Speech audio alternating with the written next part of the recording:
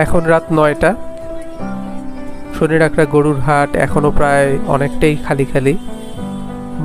সারাদিন বৃষ্টির কারণে বিভিন্ন জেলা থেকে যে গরুর ব্যাপারীরা গরু নিয়ে আসে তারা হয়তো এসে পৌঁছতে পারেনি এখনও।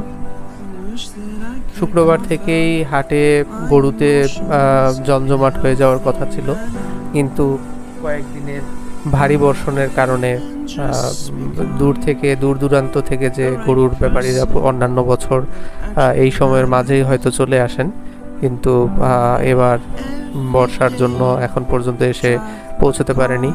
এর মধ্যে যে গরুগুলো এসেছে সবগুলোই মোটামুটি বেশ ভালো দেখতে, তো দামও অনেকটাই বেশি মনে হচ্ছে। যেই গরুগুলো এই মুহূর্তে হাটে আছে প্রায় সবগুলোর দামই 1 লাখ ছুঁই বা 1 লাখের কিছু বেশি।